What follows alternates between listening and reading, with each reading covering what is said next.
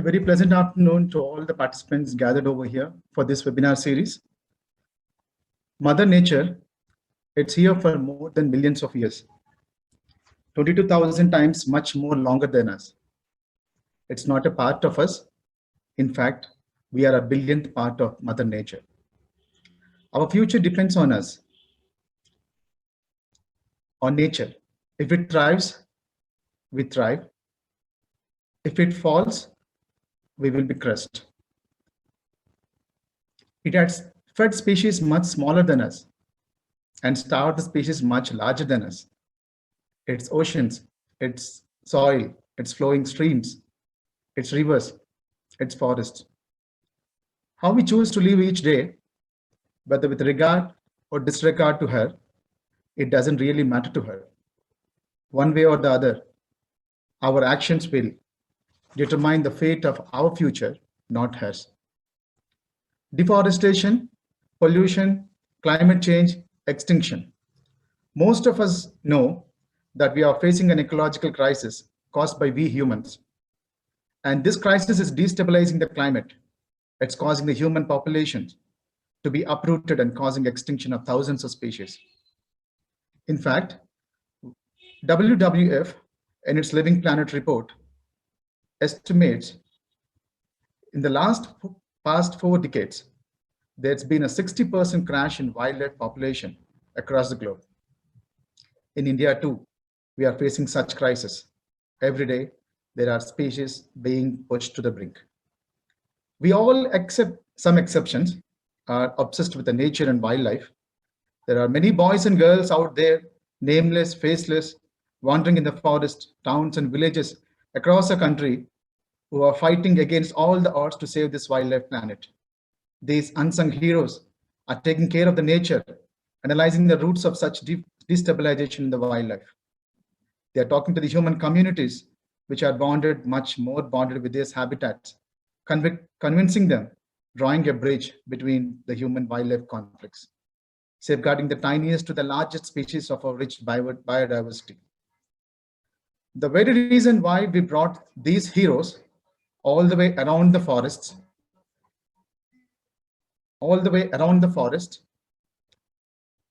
to talk to you is we want you young minds to come, help them, join them to protect our nature.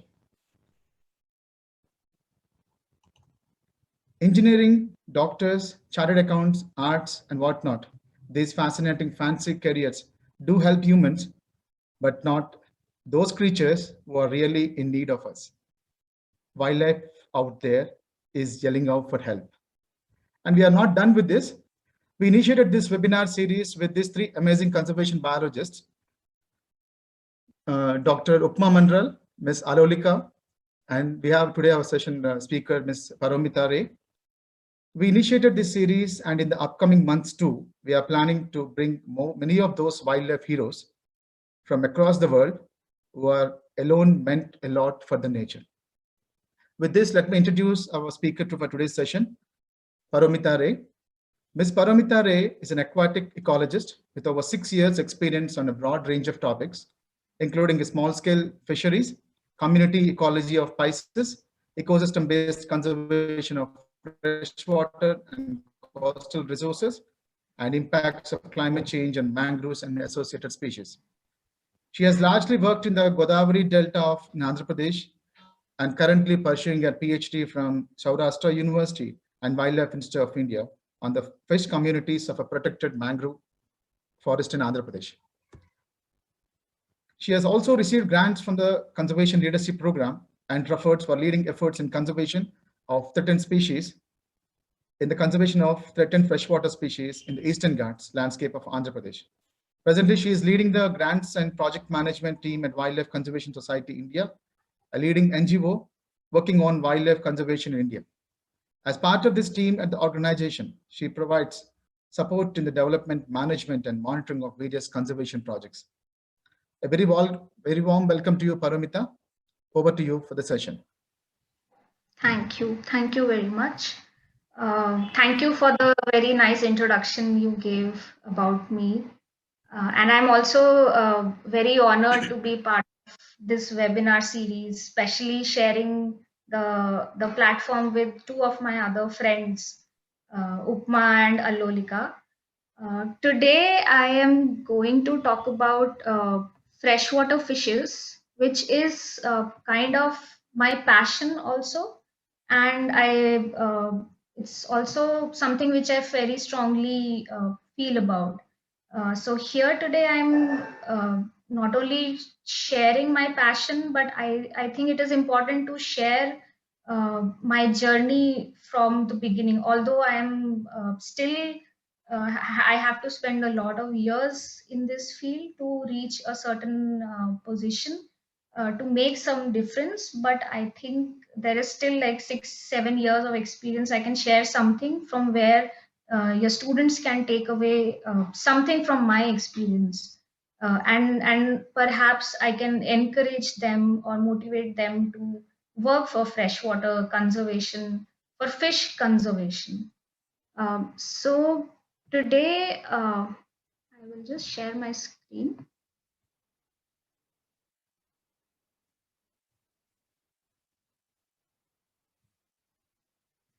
Can everyone see my screen?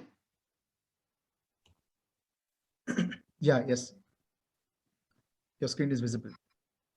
Yeah. So I'm going to talk about my work that I have been doing in Andhra Pradesh today, specifically a part of Godavari River that passes through Eastern Ghats in Andhra Pradesh.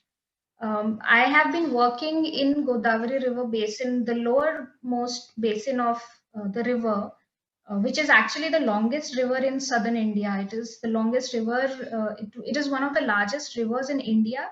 And in the southern India or peninsular India, it is the longest river of the southern India. So it originates in Maharashtra in West Bengal, sorry, in Western Ghats. And from there, it travels almost around 1400 kilometers. It travels eastwards and then it enters Andhra Pradesh, and then it enters the last leg of its journey. So you can think of it as a journey. It originates in Western Ghats in Maharashtra. From there, it travels across so many different kind of places, different kind of habitats, different kind of forests. Then it comes to Andhra Pradesh, where it enters the state in Eastern Ghats, and then it traverses through the Eastern Ghats, and then it forms the Godavari Delta, which is one of the most fertile parts of India. And uh, you can say that it is also the importance of the basin comes from the fact that because of the basin, Andhra Pradesh is also one of the leading rice producers of the country. So that Godavari Delta plays a very important role in that. A lot of our food comes from this river basin, rice-based food. So I started working in Andhra Pradesh in Eastern Ghats in 2013, and since then I have been working on different aspects of the river as well as aquatic biodiversity, aquatic conservation. My PhD is also based on fish communities of this river, but that is based on the part where the river goes and meets the sea. So as the river passes through Eastern Ghats, it comes out, it forms the Godavari Delta, and then it goes and meets the sea, which is the Bay of Bengal. And once it meets Bay of Bengal, it creates one of the largest stretches of mangrove forests also. When we think about mangrove forest, the first thing which probably comes to everyone's mind is the Sundarbans. But there are many other important mangrove patches in eastern coast, especially, and one of which is formed by the Godavari River. So that is how this river is very important in that way also. So, but today I'm going to talk about the freshwater part of the river, which passes through the Eastern Ghats. How I started, working in this part of the country. Why I got interested in this place. So, before starting the actual talking about my actual work, I would just give a very brief background about myself. I am born and brought up in Delhi, which is the which is a big city in India, and also one of the most polluted cities now, the most polluted capital city in the world, for that matter. So being born in a city, I was the opportunities of getting exposed to the natural world was very limited, to be very frank. So I we don't get that opportunity to visit the forests, to visit the rivers. Even the river which flows through Delhi is also very polluted. So my idea of nature or a pristine river was always what I used to see in the television. And luckily for me, that time when I was a kid, I was introduced to the natural world through Discovery, Nat Geo, and the wonderful magazines that used to be published at that time. And that was where I started getting fascinated by the natural world. That was where I can say that kind of uh, that inquisitiveness or the curiosity towards these interesting creatures, towards wildlife species, towards the unique flora and fauna which is there in our earth, which we share the earth with. That is where that curiosity started for me. And but I never thought that it could become a career for me, because I did not know how to pursue that kind of career at that point. Like when I was a child, when I was in my school, I didn't know how to pursue that career. But luckily for me, like I did my graduation in botany, and then I got an opportunity to do my masters in environmental studies. And I think that was a turning point for me, which kind of pushed me into this field. Pushed as in not in a negative way, but it kind of helped me to enter this field, and and kind of uh, start thinking passionately about doing something which can also contribute towards something in a positive way. So then that is when, it started.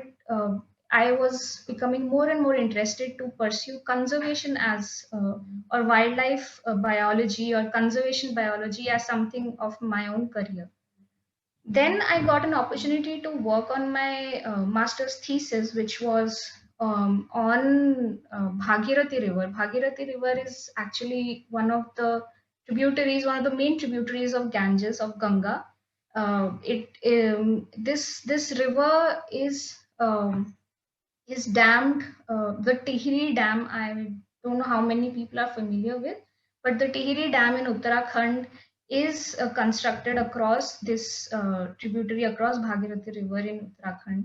And my master's dissertation was looking at how the diatom diversity in a free flowing river, in the free flowing part of the Bhagirathi River, is different than the reservoir that was created by Tihri Dam.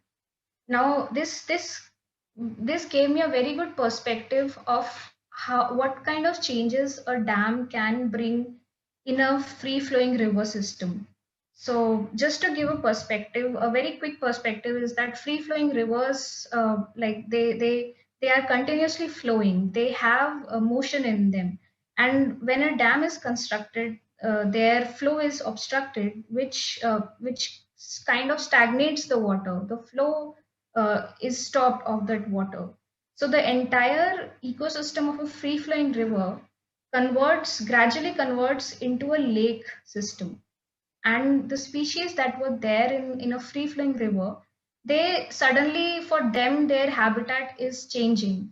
And if they cannot adapt to that change in habitat or change in ecosystem, the either they will be lost, or only those species will survive that have the capability to survive in different kind of habitats. And species like them, like who can survive in very different kind of habitats, are called generalist species. So only species that are generalist will survive we can survive these kind of changes. But but the problem arises here is that the more and more these changes happen, like species diversity is a very important factor here. So if there are more if there are less number of specialist species which are adapted to very specific kind of habitats, that is an indication that there is something wrong happening in the ecosystem. If the rivers species that were originally present in the river, who are adapted to that free flowing nature of the river, if those species are not present, so it kind of indicates indirectly that there is a disturbance happening in the river, and which is not good for the overall food web of overall community of biological community. And if there is a disturbance in the river, at one point of time, maybe not today, maybe not tomorrow, maybe not in a few years time, but definitely at one point of time in the run, it will impact us in one way or the other. Whether it could be a natural disaster, it can take a form of a natural disaster, or it can impact our, for example, pollution. So these, some way or the other, we too will be affected if a river system is impacted in a negative way. So this master's thesis gave me a very interesting perspective, and it kind of triggered a passion in me for freshwater ecosystems, freshwater conservation, and freshwater biodiversity.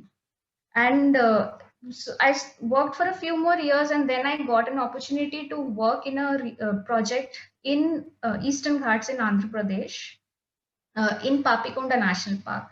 Now, this is a national park which is present in Andhra Pradesh, and it is located in the Eastern Ghats range of hills and mountains of India. And the first time when I visited this national park was the time when I fell in love with this landscape. Whenever we talk about India's biodiversity, we are always fascinated by the Himalayas or the Western Ghats. But the thing is, there are so many places in India, not just Himalayas, Western Ghats, that are definitely very beautiful and very important places for biodiversity conservation in India. But there are so many other places in India which are equally important. The only thing is that they do not get that much of attention, or people are not very much aware of what are those landscapes, what are the biodiversity in those landscapes, what kind of forests or what kind of habitats are present in those landscapes. So Eastern Ghats is one such place which is where not many people know about it. Not many people are aware of this importance of this landscape. So this is one place, Papikonda National Park, a very beautiful place. So to be very frank, before I started working in this place, I had no idea that this place even existed, which is unfortunate because, as I said, that there are so many parts of India which people don't even know that these places exist in India. But luckily for me, I got this opportunity to work in this place. I was in a research project in Wildlife Institute of India. I joined as a researcher. We were a group of researchers. There was another female researcher with me. We and few more others interns who were there with me. We started working in this national park. Perhaps it was one of the first studies that was done in this national park. Before that, I don't think anyone else have worked in that landscape. Maybe very few before me. So we started working, and my main role was to study the aquatic diversity of this national park. And the context was that there was a dam which was being constructed, which is still under construction. It is very soon that dam is going to be completed, the Polavaram Dam. So our context was to study the its potential impacts on the biodiversity of this national park. This So this is where my journey started in Eastern Ghats, in Papikonda National Park, in the Godavari Delta, in Andhra Pradesh. So I was very fascinated when I first went into this, when I first visited this place. First was the natural beauty of this landscape. This is a very characteristic picture image. It's not very clear, but still it is one of the most characteristic scenery from the national park. The gorges, the huge gorge of hills and mountains. The Godavari River enters Andhra Pradesh in at this national park. It traverses, like it meanders like a snake and cuts through the hills, and then it emerges out of these hills and forms the huge delta, which it is very which is the another characteristic feature of the river. So this this part is also one of the deepest parts of the river in Papikonda National Park, because it's a underwater valley. It forms a very deep underwater valley here. So the diversity of, we started working here, and what I found was there was a huge diversity of fishes, of aquatic diversity in this national park, which perhaps that was the first time anyone was studying this place, studying the aquatic biodiversity of this place. And we found that there was some species which were, we recorded some species which were threatened, which were almost at the brink of extinction. And that is when 2013 was when I started my work there on fish diversity. And again in 2018, I started another project to check, to go to those same places and see whether those fishes, whether those I get the same fish species or not, and whether those fish species are present in the sites where I had recorded there or not.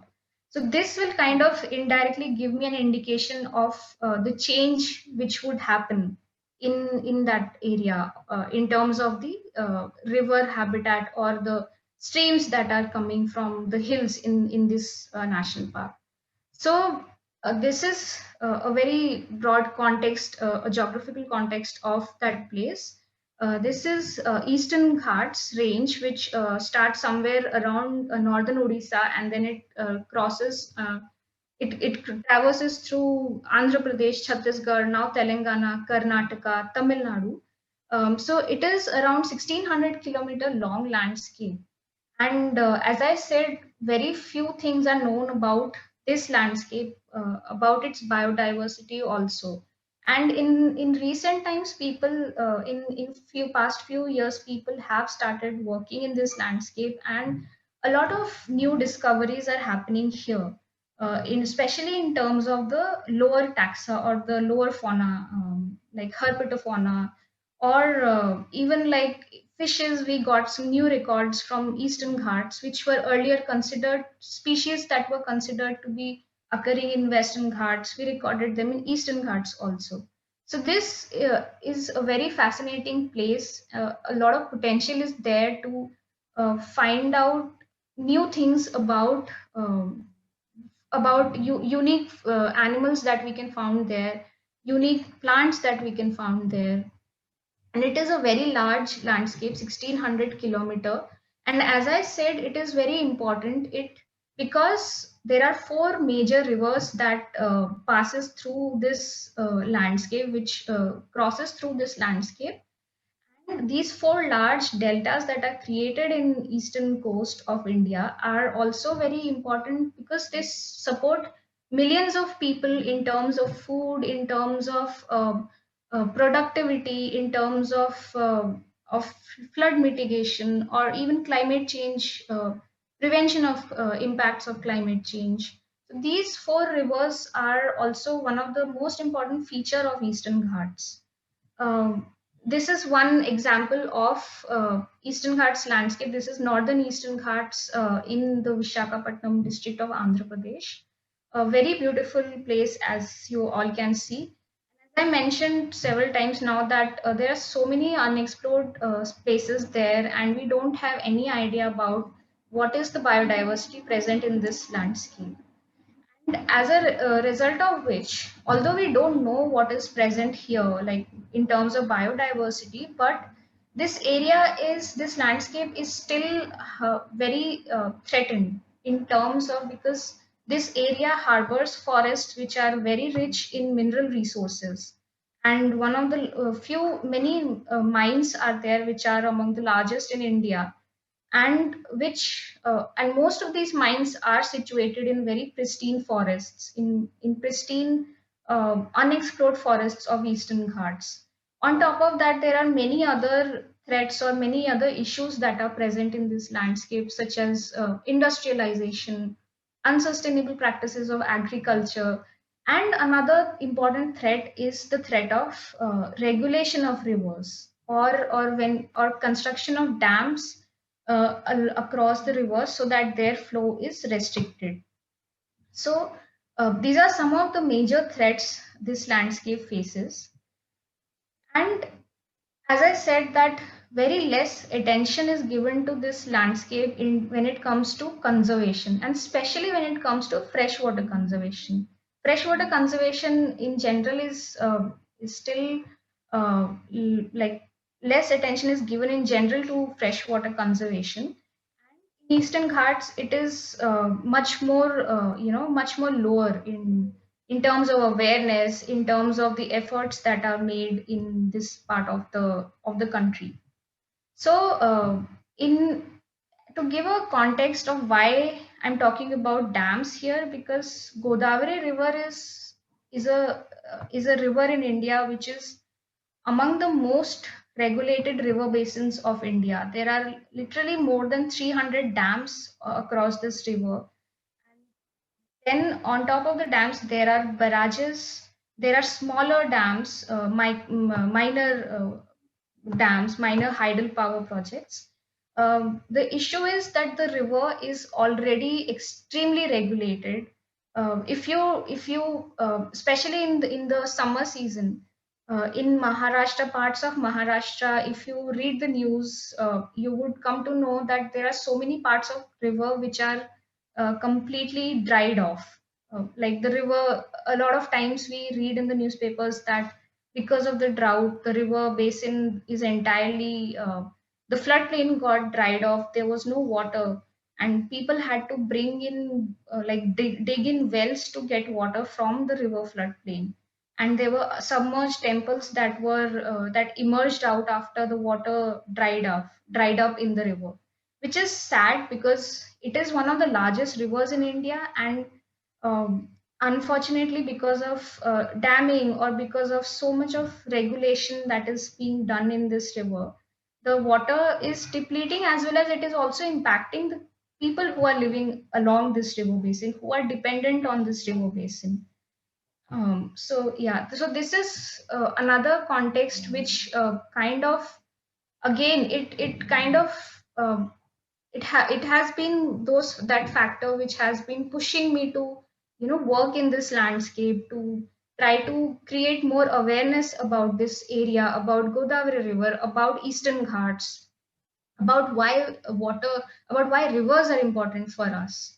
So, three main challenges that I identified is that we don't have baseline data about the biodiversity. There is very little knowledge and less awareness about freshwater biodiversity and freshwater conservation.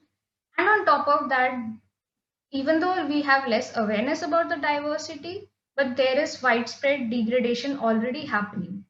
And there might be instances where we don't even know, probably there is a species that exists in Eastern Ghats, which is endemic to Eastern Ghats, only found in Eastern Ghats, but we don't know, we are not aware of its existence, and because of some development project, that entire species is wiped off without even our knowledge. Or there are species which are found in Eastern Ghats, which we already know of, but we haven't done any conservation effort, and they are wiped off because of some development project, like creating a dam or mining, or such things.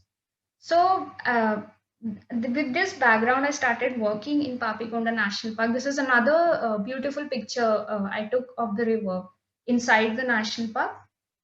And as I said, Polavaram Dam is getting constructed there, which is going to submerge large parts of this national park. So these are some of the images of the streams of the freshwater habitats, these are naturally still free flowing rivers, sorry, the streams, which emerge from the hills of Papikonda National Park, and then they join the Godavari River. And these are very important places for the fishes that are found there, especially the threatened fishes that are found in that national park, because they serve as breeding grounds or nurseries for these important fishes that are found, which occur in this place. Overall goal is for my work, overall long-term goal is to improve the conservation status of this landscape. My objectives of my project was to evaluate how many threatened species are there, and where all are they present? Like in the national park, what are the important streams which are habitats for these threatened fishes? And then what are the threats that are present to these habitats or to these fishes that are there? And after that, another important objective was to work along with the people who live in that landscape, who are associated with the river, who, for example, the fishing community who live across the river. And these are the people who are closely dependent on the river, whose livelihood depends on the river, and whose role is very important in conservation of this river, as well as of the biodiversity of this river. And of course the forest department, because it is a national park. And I also focused on the student community, the students like you, people like you, students like you who are still in their undergraduate, who are in their postgraduate. Perhaps if I can motivate some of you to take up this kind of work in future, I think that is also very important, and that is also important to create awareness among the student community. So with this I started working in that area.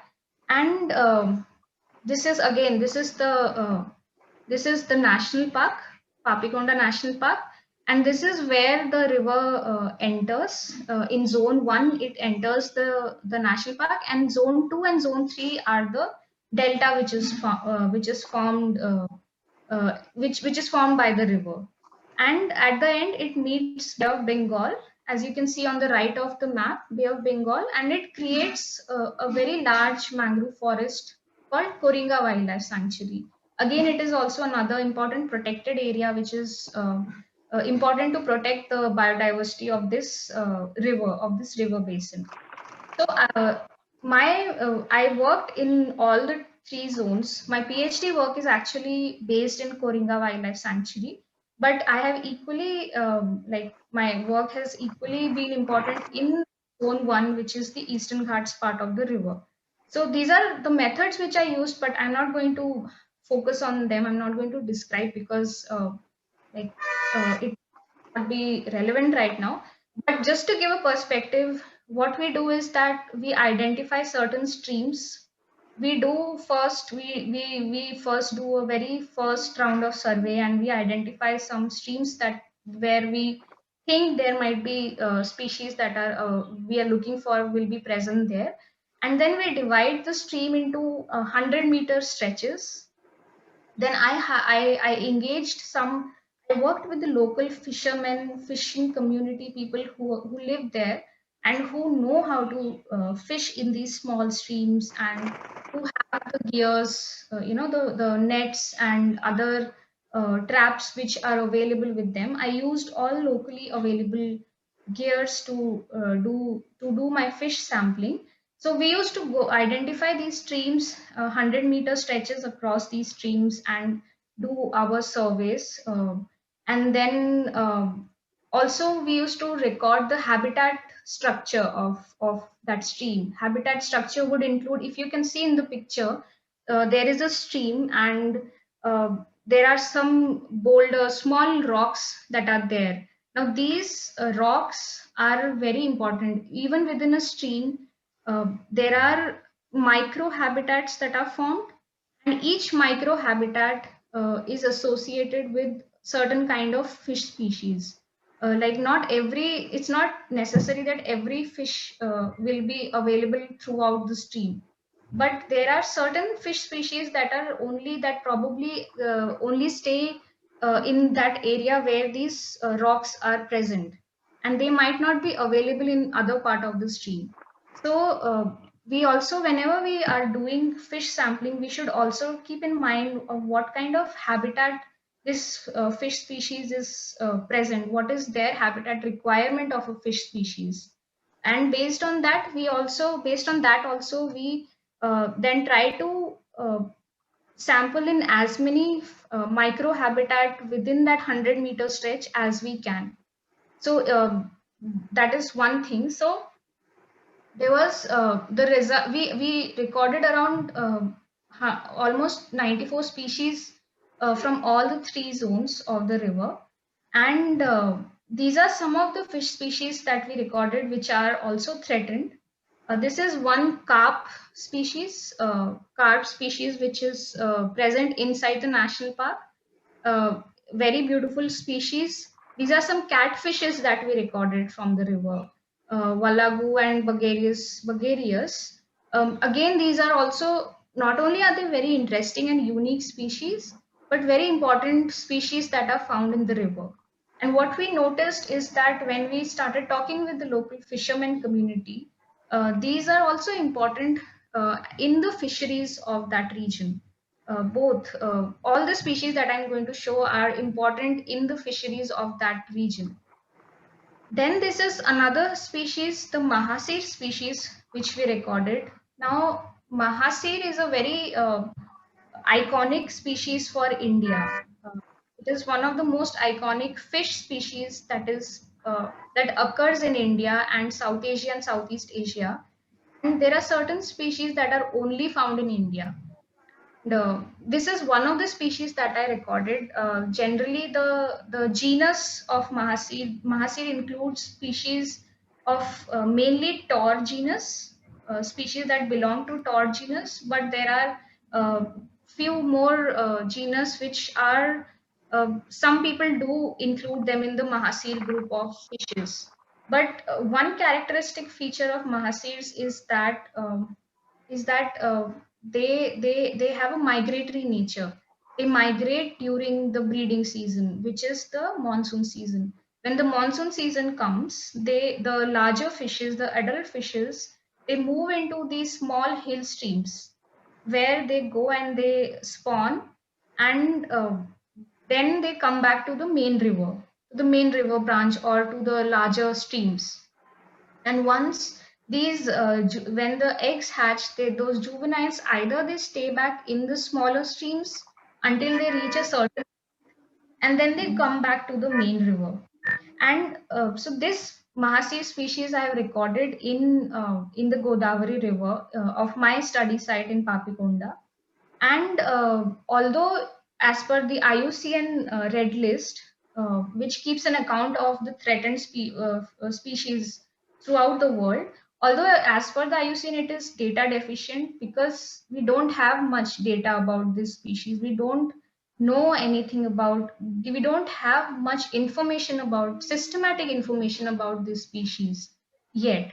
So this was one species that I recorded. It is a very important species in terms of commercial importance also.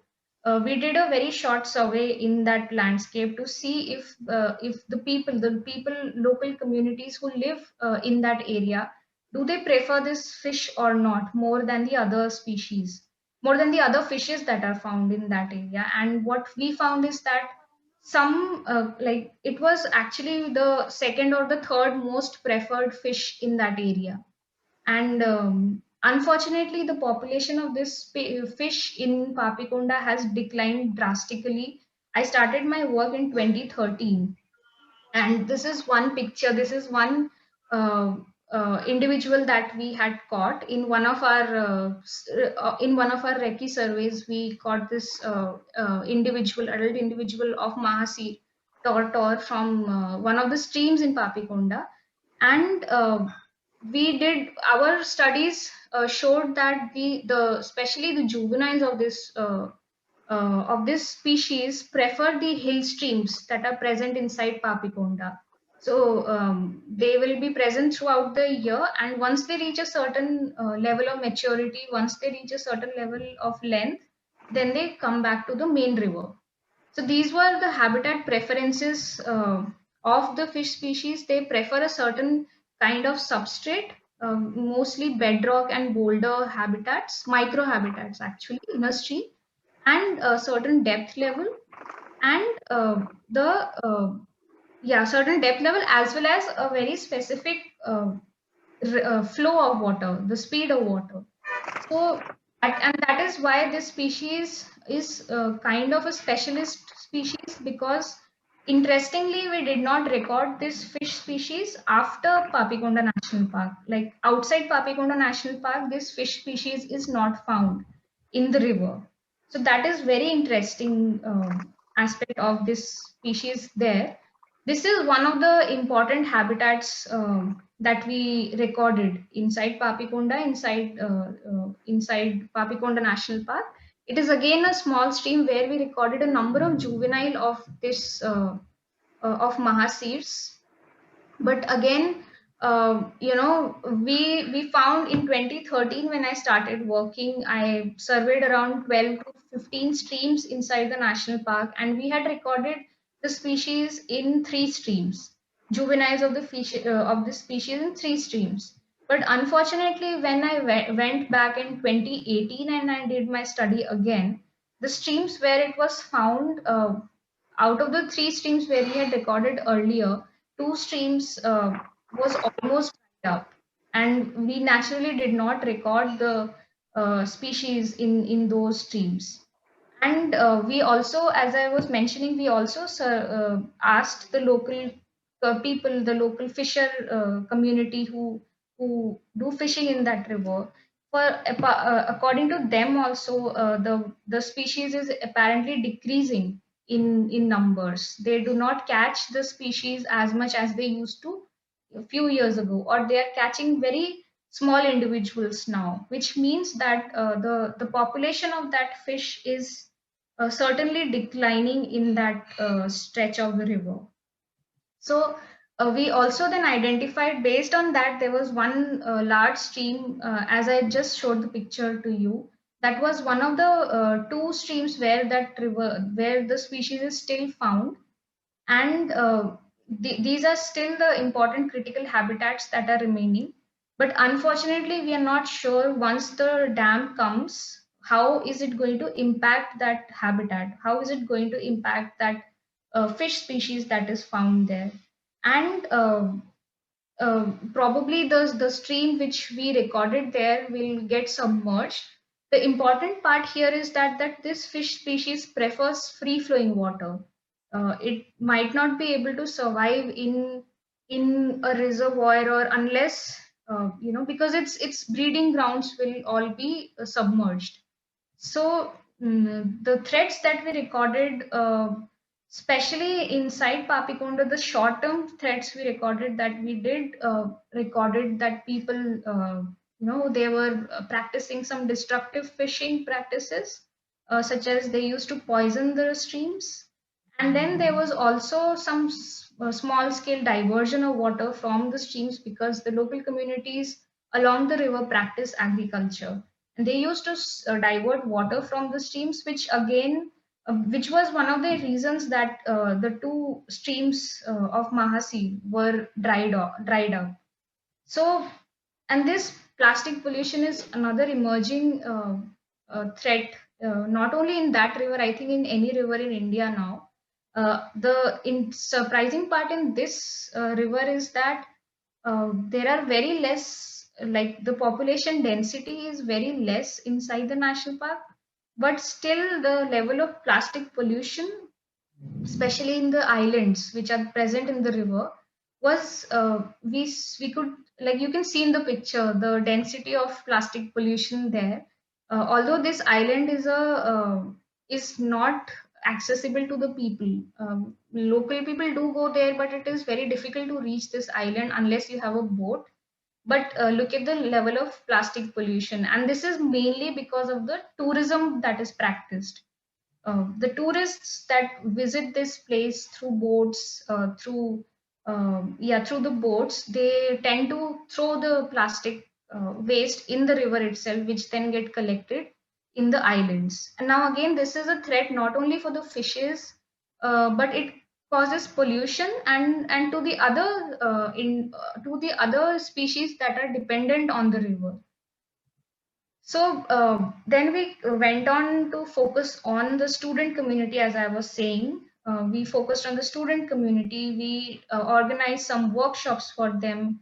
We organized a meet for them wherein people who are working on fishes, not only, especially in Eastern Ghats, but there were people from other parts of India also who joined us. We met for 2 days and we shared our study, we shared our work that we are doing, we shared our conservation efforts that each of us were working on. We shared knowledge with experts. There were experts on freshwater biodiversity in India, freshwater conservation in India, who also joined our meet. It was a successful meet and it kind of created a network for us to communicate with each other on freshwater conservation in India. And then, as I said, one of the most important stakeholder, or in other words, partners for any work that we do in our field, in conservation field, are the local communities. And for me particularly, since I work with aquatic habitats, for me the most important part of my work, or most important partner for my work, are the fishing communities. Not only these people, their livelihood is dependent on these rivers, on the aquatic habitats. Their entire they subsist only on these rivers, and unfortunately they don't have any alternate opportunities of livelihood. So they are extremely important for conservation of our freshwater biodiversity, freshwater fishes, and in general of freshwater habitats. And unless we make them partners in our efforts, I don't think our any kind of conservation effort can become successful. So because of which I did a lot of awareness work with them on a small scale though, but we started a very small and this is at a pilot stage now, but we started a program where we can engage with few of the fishing community, and whenever they go for fishing they can note down what species they collected, and where did they collect that species. So if they can monitor where their fishing practice, what kind of fishes they are catching, that will help in for them to monitor what species are declining, if there is a certain species which is declining or not, or if there is certain threat which is present, which is important for that to keep that species, which is harmful for a particular species.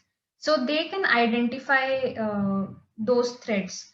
And again, now the traditional knowledge is also very important. I'm sure Upma must have talked about it in the previous webinar, but the knowledge harbored by these local communities, in my case, the fishing community, is also very important. Whenever we do any kind of conservation effort, their knowledge, taking into account their knowledge, also is very important part of our work.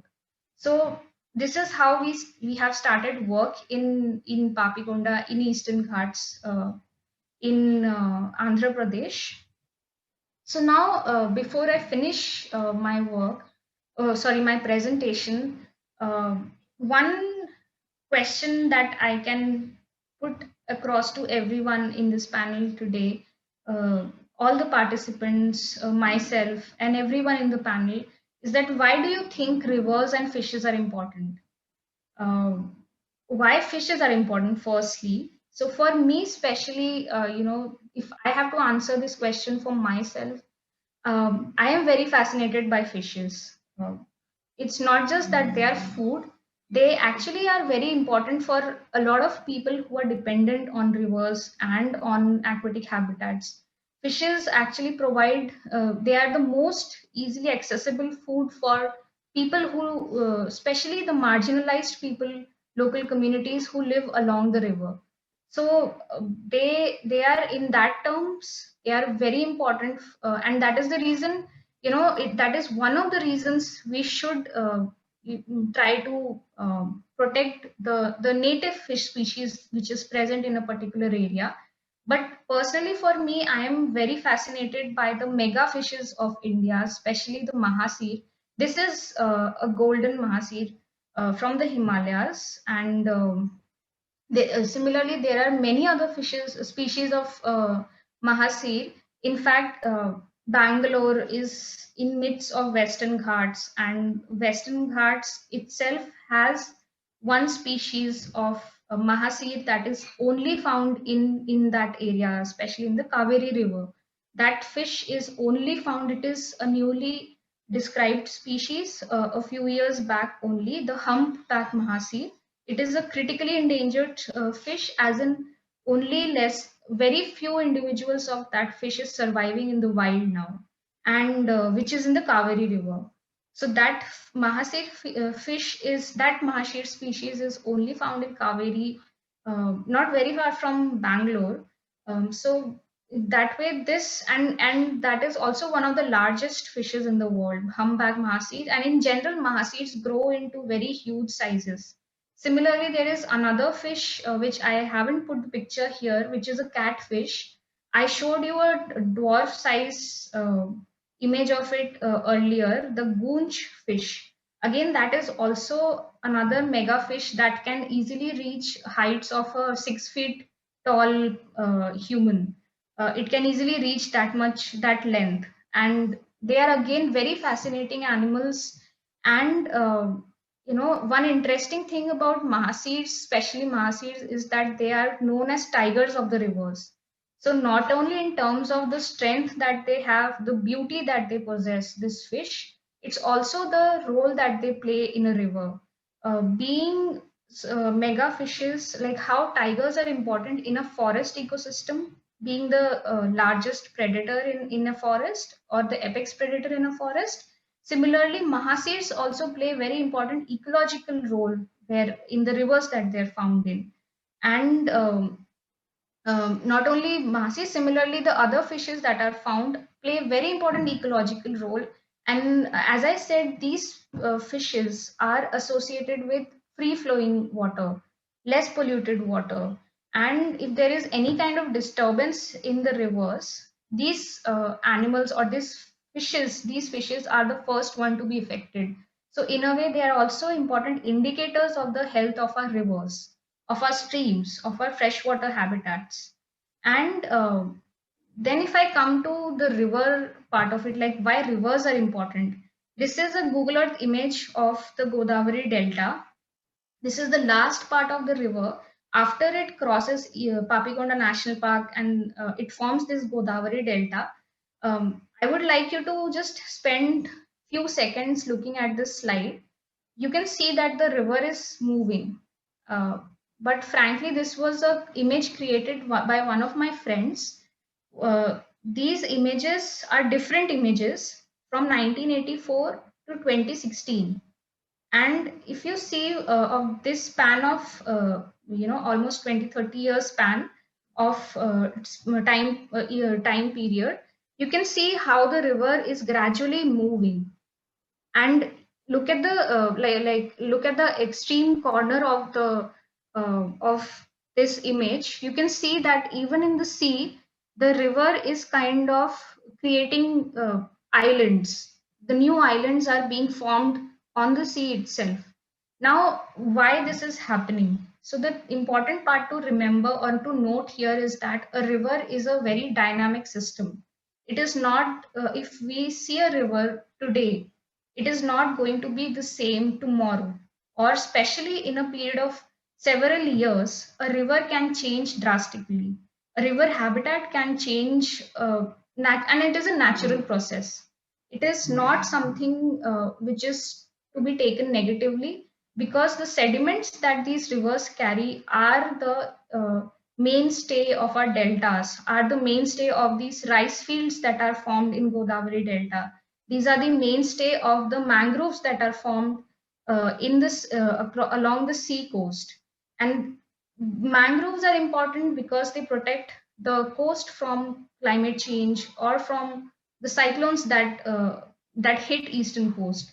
Similarly, in if you look at other parts of the country, the rivers, this dynamic nature of river is also important to prevent or to control floods, not control, but kind of mitigate the impacts of the floods that happen. Now, floods are also an important natural feature of a river. They are not something which is negative as such, because the floods are an important process which bring in huge quantities of sediment. And as I said, these are natural process. A river has a process wherein every 5 years or 10 years, like it varies from each river to river, at every few years there is a flood which happens. And every like in a long term span, probably 10, 20, 30, 50 years, where the river undergoes a major flood event.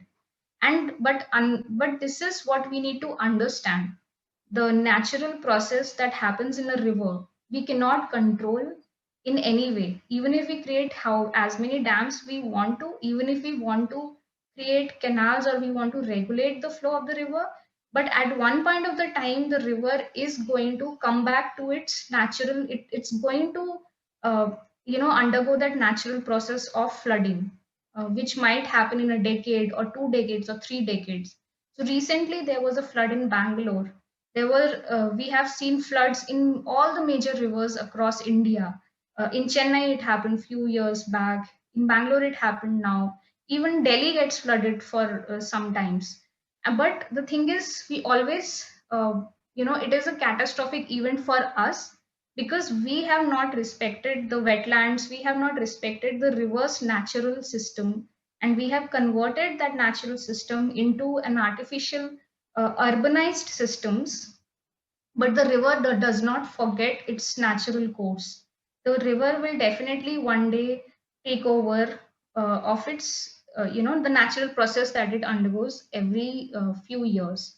So that is why we should, for me, these are the things which makes it important to protect the rivers, to protect the unique biodiversity that it supports, and for the people who are dependent on it. And we should also remember that many civilizations, the birth of every civilization is along a river.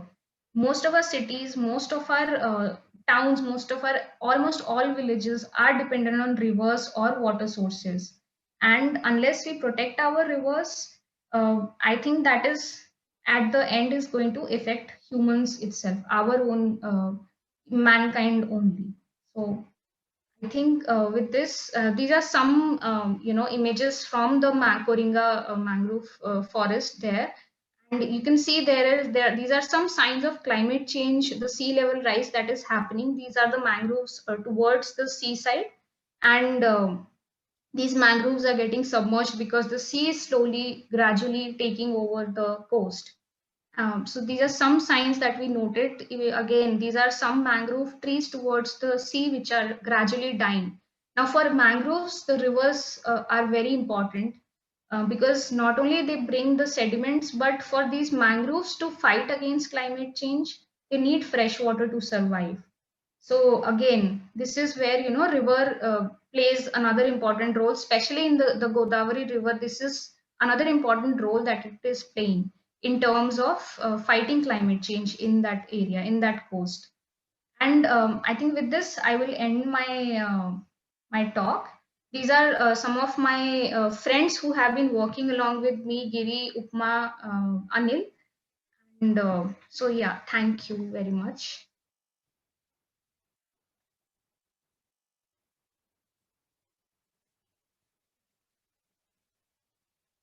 Hello.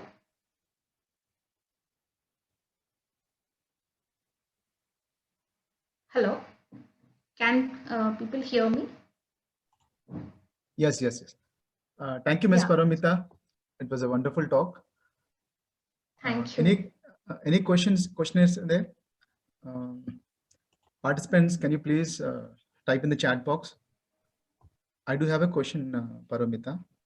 Yes, yes. One question. Are there any sacred species and sacred groves and landscapes in and around the national park?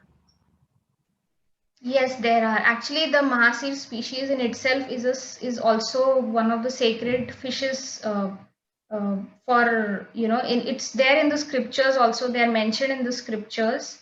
And very interestingly, we came across a sacred grove in Vishakhapatnam, where there is a temple which is dedicated to Mahasirs, and there, they protect the fish there. Like the priest doesn't allow anyone to fish in that stretch of the river which flows through that temple.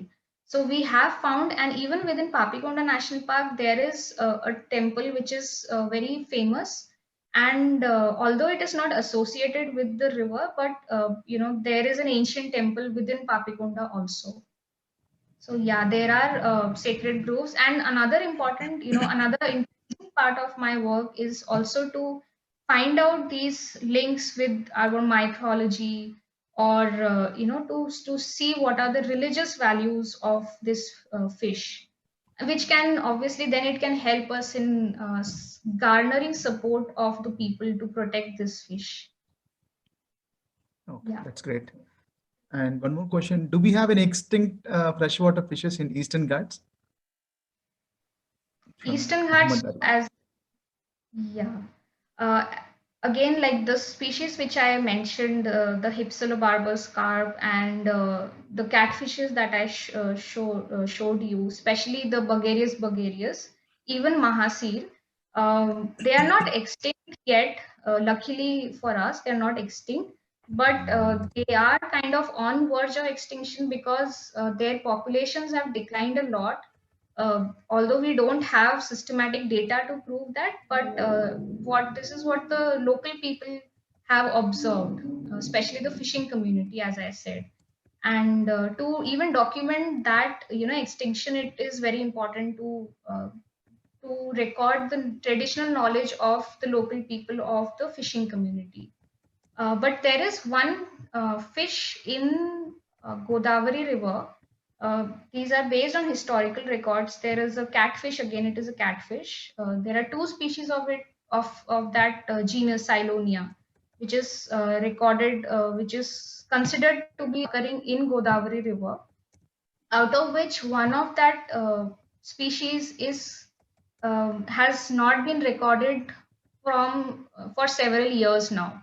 So, like again, there are no systematic data which is collected by the government or any other researcher or any other people. There are no systematic data for to document that decline. But according to those local people, that fish has not been recorded from several years now. Like some of the younger fishing community members don't even know that that catfish exists. So perhaps that is one species which possibly extinct in the river. Okay, great. Yeah. So participants, any other questions?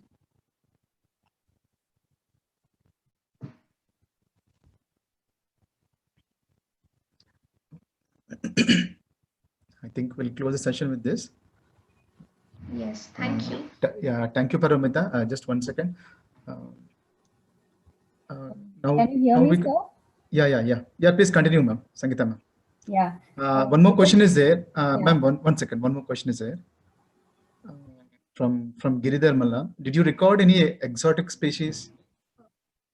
Yes, we did. Yes, we did record many exotic species in many exotic fish species in the river. Especially interestingly, there is one fish that is a South American species, not found in Indian waters at all. But interestingly, while once I was doing my questionnaire survey, I was going to the villages along the river and doing some questionnaire surveys with the local communities, the fishing community also. And one of my questions was that have you seen a fish which is not present in the water. Like it is, have you seen a fish in the recent time which is not there in the water? And this is the first time you have seen. So interestingly, at that day itself, just one day before, there was this fisherman whom I was doing the survey with. And once I asked this question, he told me that he did record a fish which he had never seen in his life. And he, in fact, it was so fascinating for him to see that fish that he even, kept it in an aquarium in his house.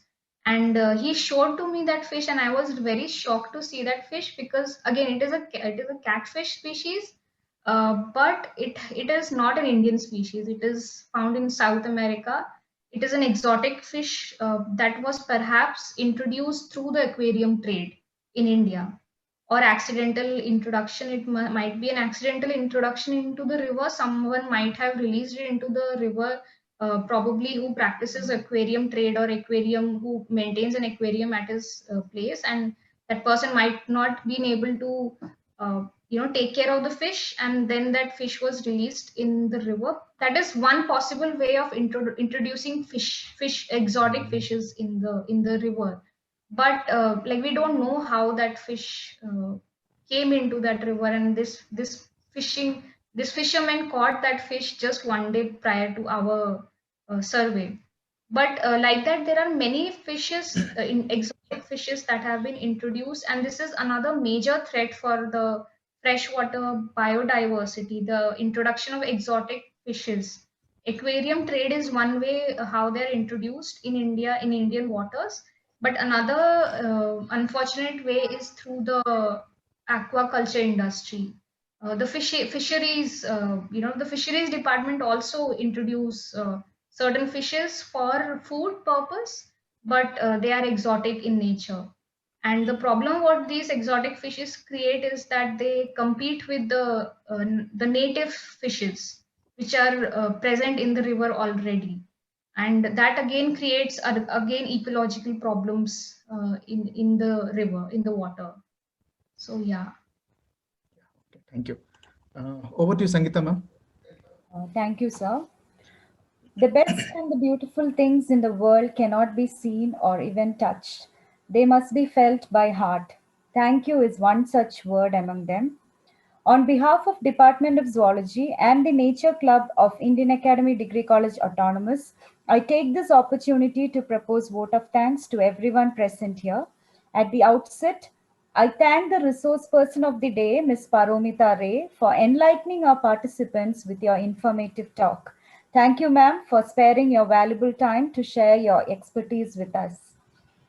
Thank you very Hearty much. thanks. Yeah, thanks, ma'am. Hearty thanks to the chairman and the secretary of Indian Academy Education Trust, CEO of Indian Academy Group of Institutions for their enduring support. My heartfelt thanks to our principal for his guidance and continuous support and encouragement given to us to organize this webinar. Thank you, sir. My sincere gratitude to all the participants from our institution and other institutions for your warm and active participation. Our deep sense of appreciation to Mr. Girdhar Malla, with whose help we got the resourceful guest speakers of the day. Thank you, sir. Special thanks to Mr. Chandan, IT Manager of Indian Academy Group of Institutions, for all the technical support rendered. Thank you, everyone. Have a nice day. Thank you.